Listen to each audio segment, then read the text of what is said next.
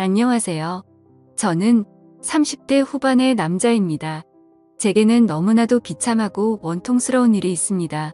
그동안 누구에게도 말하지 못했고 저 혼자서만 소갈이하면서 끙끙 앓고 있었습니다. 하지만 많은 분들이 보고 계신 이곳에 제 고민을 말씀드리면 조금이나마 제 마음을 털어낼 수 있지 않을까, 혹은 조언을 얻을 수 있지 않을까 하는 마음으로 사연을 보내게 됐습니다. 지금부터 제 인생 모조리 박살나게 만든 이야기 털어놓을게요. 제 부모님은 젊은 나이에 저를 낳으셨습니다. 어머니가 20살이셨고 아버지가 21살 때 저를 낳으셨다고 하더군요. 원래는 그때 당시 밤낮으로 바쁘게 장사를 하고 있던 시기여서 저를 의도적으로 낳으려고 했던 건 아니었다고 합니다. 그렇게 계획도 없이 갑작스럽게 저를 임신하셨고 저를 낳게 되었습니다. 저는 바쁜 부모님을 대신해 어릴 때부터 성인이 될 때까지 할머니 손에서 자랐습니다. 그래서 저는 부모님보다는 사실 할머니를 부모님처럼 모시며 커왔었고, 제게는 누구보다도 부모님 두 분의 사랑이 애틋했습니다. 그나마 어머니는 최대한 시간을 내서 저와 놀아주셨지만 무뚝뚝한 아버지와는 일반적인 가정에 비하면 조금은 더 어색한 사이였죠. 게다가 부모님과 제 나이 차가 많이 나지 않다 보니 학창시절에 어딜 가서 제 나이 듣고 부모님 나이 들으면 다들 놀라워하시곤 했습니다. 그땐 몰랐습니다. 젊은 부모님을 가지고 있다는 게 이런 비극의 시초가 될 줄은 꿈에도 생각하지 못했습니다. 아무쪼록 저는 고등학교를 졸업하자마자 우연치 않게 아는 분의 소개로 배시를 시작하게 됐습니다. 제 직업의 특성상 한 번 배를 타고 바다를 나가면 짧게는 3개월 정도 걸렸고 길게는 반년 이상 바다에 나가고는 했습니다. 그리고 육지로 들어와봤자 보통 짧게는 2주 안팎으로 머물렀고 길게 있어봤자 2달 정도만 쉬다가 다시 바다로 나갔습니다. 이러한 부분들이 조금은 힘들 때도 있었지만 사람은 익숙함이 무섭다더니 계속해서 하다 보니 힘든 것도 잘 모르겠더라고요. 그렇게 남들과는 다른 생활을 극복하면서 지내다 보니 어느새 제가 타는 배 안에서의 직급도 차츰 올라갔고 연봉도 대기업 연봉 부럽지 않게 벌어서 만족하고 있었습니다. 내성적인 성격이었기에 가끔씩 육지로 내려와도 연애할 생각도 크게 나지 않았고, 긍정적으로 생각하려다 보니 제 나이대 친구들보다 돈을 훨씬 많이 버니까 그게 마냥 좋았죠. 아무쪼록 월세를 내면서 살 바에는 돈을 꼬박꼬박 모으자고 생각해서 적금을 넣었고, 나머지 남는 돈은 부모님께서 사시는데 보태어 쓰시라고 용돈을 보내드렸습니다. 그렇게 시간이 흘러가다 보니 제 나이도 어느덧 20대 중반이 되었습니다. 처음에는 일도 힘들고 생활에 익숙하지 않았던 터라 여자 생각은 전혀 나지 않았는데, 일은 눈 감고도 할 정도로 익숙해져 갔고 모아놓은 돈만 많이 쌓여가다 보니 그때부터는 많이 외로워지더라고요. 그래서 저는 친구를 통해 소개팅 좀 시켜달라고 하게 됐습니다. 그렇게 육지로 들어올 때마다 소개팅을 받았죠. 근데 항상 문제가 되는 건 다름 아닌 제 직업이었습니다. 항상 데이트를 즐겁게 하다가도 제가 일하는 방식을 들으면 하나같이 여자들은 기겁을 하더라고요. 이해가 되지 않는 바는 절대 아니죠. 한번 육지로 와봤자 길어야 2달만 머무르다 헤어지고 바다로 나가면 길게는 반년 이상을 보내다 오는데, 어찌 보면 기약 없이 이런 만남을 이어가야 하는데 문제가 아닐 수가 없었죠. 심지어 군대는 2년 정도만 기다리면 차라리 끝이 있었지만 저는 제 직업을 포기하지 않는 이상 끝이 나지 않는 거였기에 그렇게 기겁하는 모습을 이해했습니다. 그렇게 저는 매번 소개팅에 실패를 하다 보니 아버지께서 보다 못했는지 갑자기 제게 소개를 받아보겠냐고 하시더라고요. 지인분 딸인데 아주 참하고 마음씨도 예뻐서 연락처를 물어놨다고 하셨습니다. 그래서 저는 넙죽 소개를 받겠다고 말씀드렸고 만나게 되었습니다. 처음 만난 그 여자는 아버지의 말대로 외모도 참했고 성격도 좋았기에 저는 첫눈에 반하고 말았습니다. 그래서 기존에 소개받던 여자들과는 달리 이 여자와는 꼭 연애를 하고 싶다란 생각이 컸었죠.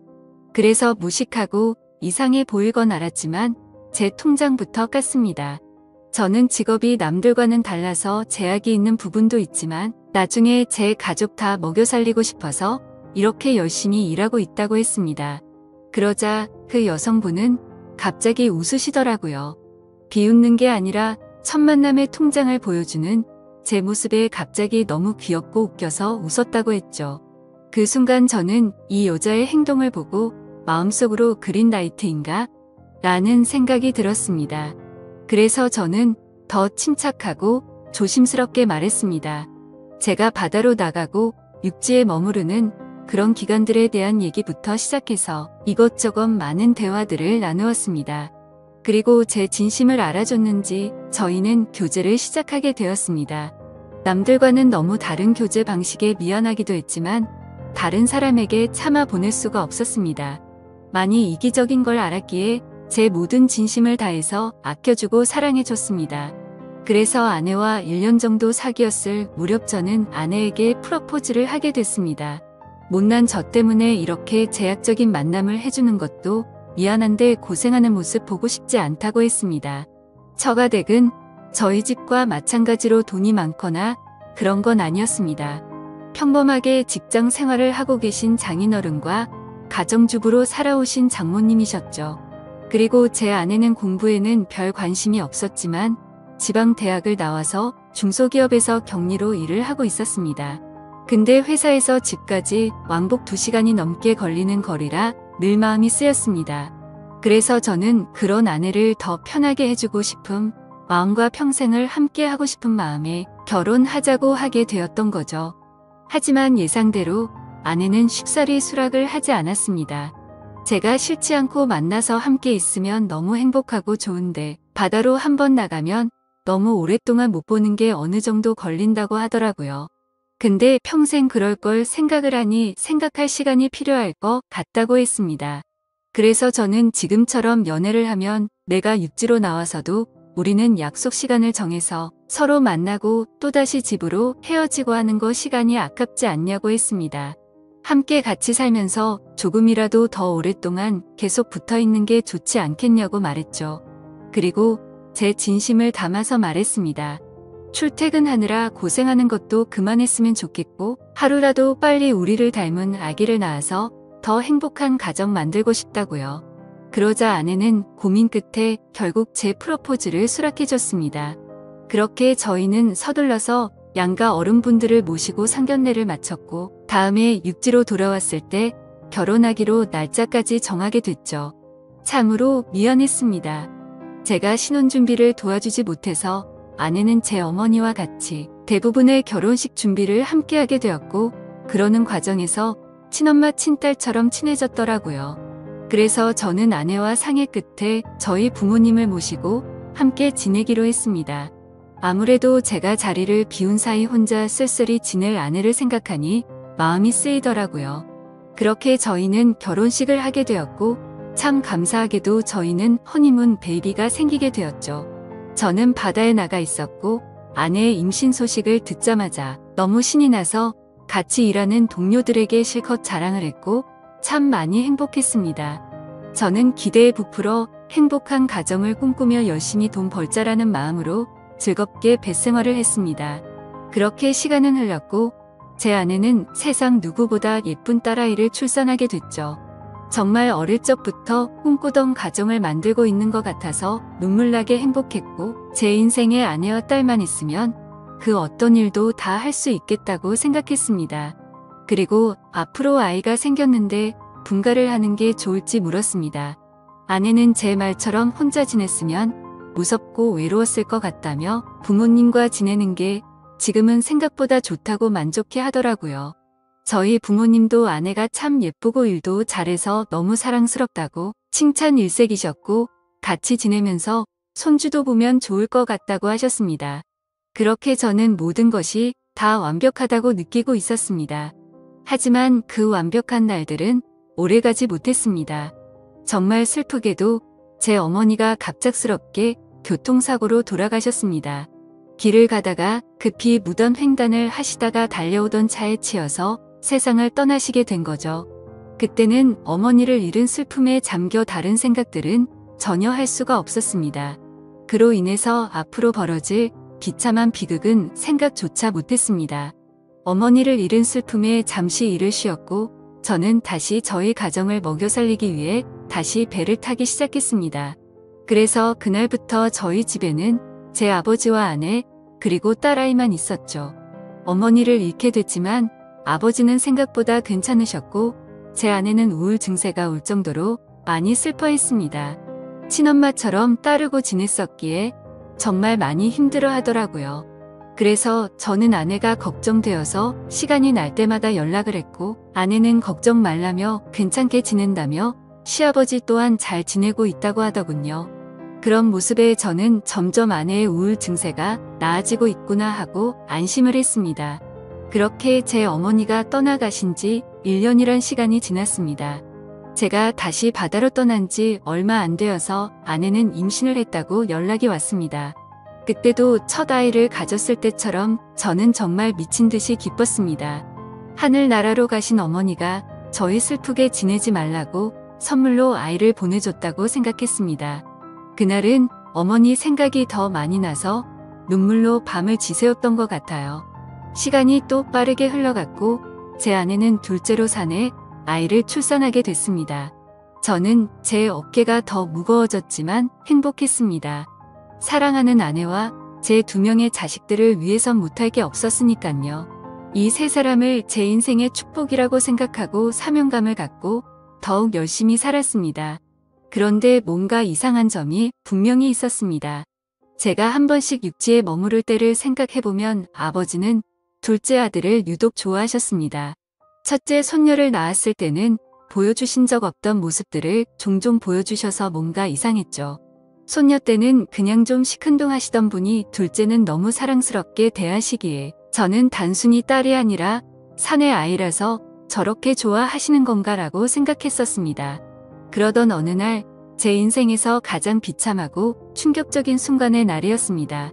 날씨가 좋지 않은 바람에 저희는 예전보다 일찍 하선을 하게 되었습니다. 그래서 깜짝 놀래켜주고 싶은 마음에 미리 연락 없이 즐거운 마음으로 집으로 향했죠.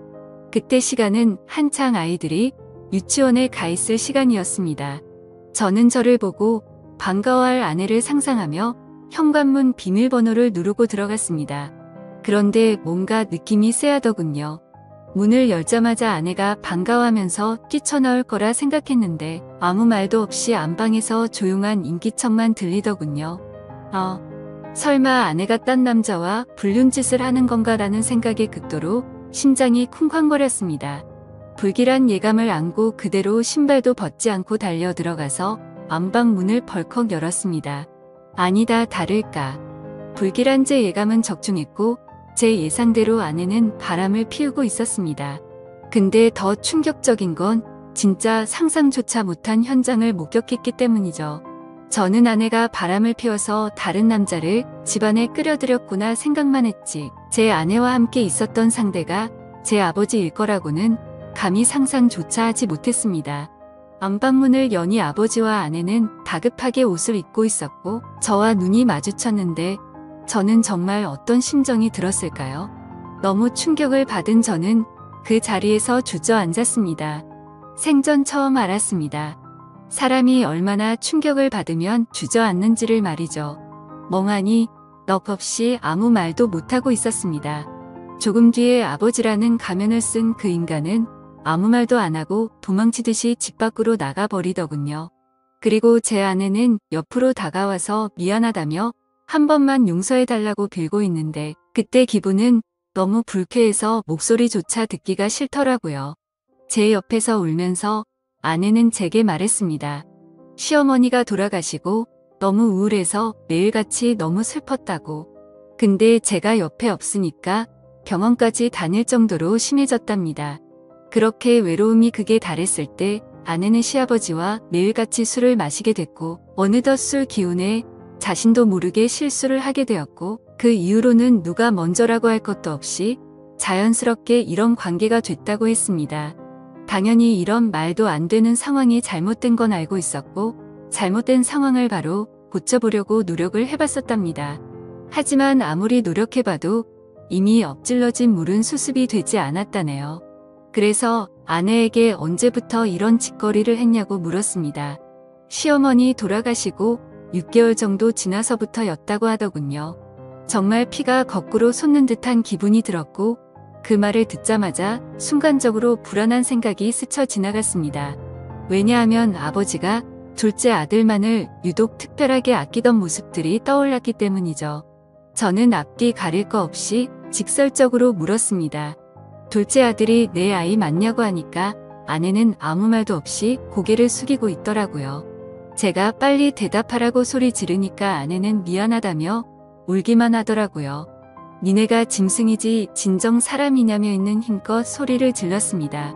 현관문이 열려 있어서 동네 사람들이 수군대면서 쳐다보고 지나가는데 그딴 건 전혀 눈에 들어오지도 않더군요. 저는 그 자리에 더 있다가는 정말 크게 사고를 칠 것 같아서 일단 집 밖으로 뛰쳐나갔습니다. 어떻게 이런 일이 실제로 일어날 수가 있나 생각했고 그 충격은 절대로 쉽게 헤어나올 수가 없더군요. 그래서 며칠 동안 정신을 잃어서 쓰러질 때까지 술을 마시고 모든 연락을 끊고 있었습니다. 그 힘든 와중에도 어떻게 해야 하나 현실적인 생각들을 하게 되더라고요. 이혼을 한다고 하더라도 제가 현실적으로 아이를 혼자 키울 수도 없는 상태였고 그렇다고 배운 게 이것밖인데 지금 하고 있는 직장을 그만둘 수도 없지 않나 생각했습니다. 게다가 제 아내가 몰래 만나던 남자가 무려 제 친아버지입니다. 사실 지금도 아버지라고 적지만 그런 관계라는 게 역겨울 뿐입니다. 아무튼 아버지라는 그 인간은 그날 집 밖으로 나가고 주랭랑을 쳤는지 지금 이 글을 쓰는 순간까지 그날 이후로는 단 한 번도 보지 못했죠.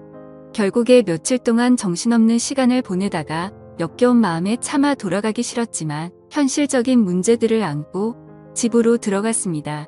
저를 보자마자 아내는 순식간에 달려와서 제게 무릎을 꿇고 빌었습니다. 제발 한 번만 용서해달라며 시아버지와 그러한 사실들이 동네방네 밝혀지면 자신은 도저히 살아갈 자신이 없다고 하더군요. 두 번 다시 이런 일 없을 테니까 용서해달라고 빌었고 현실적으로 제가 어떻게 할 방법이 없으니 일단 당장은 그냥 대충 알겠다고 말했습니다. 사실 그날 이후로 말도 잘 섞지 않았습니다. 말만 용서를 한다고 한 거지 어떻게 용서가 될까요? 아무튼 이제는 제 아들인지 알았던 그 아이는 아들인지 형제인지 알 수가 없는 말도 안 되는 개족보가 되었습니다. 하지만 아무리 괜찮은 척 해가면서 억지로 테이프질을 한다고 이게 메워질까요?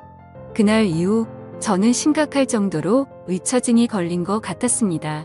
하루라도 아내와 연락이 안 되면 극도로 불안해지고 초조해져서 미쳐버릴 것 같더라고요. 그때부터는 제 생활은 엉망진창이 되었고 일상이 파괴되다시피 했습니다.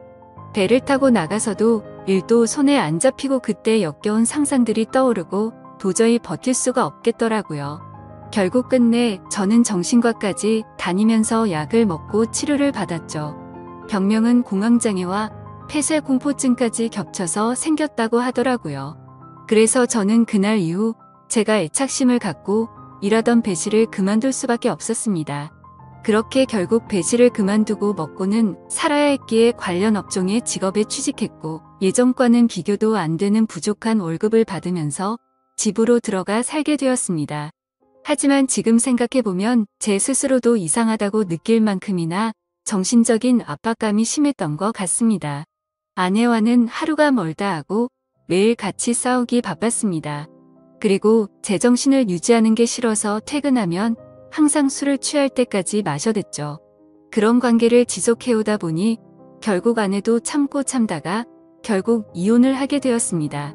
아이들은 아내가 데리고 살기로 했고 저는 너무 괘씸한 아내에게 양육비는 1년치만 주겠다고 했더니 아내는 아무 말도 하지를 못하더군요.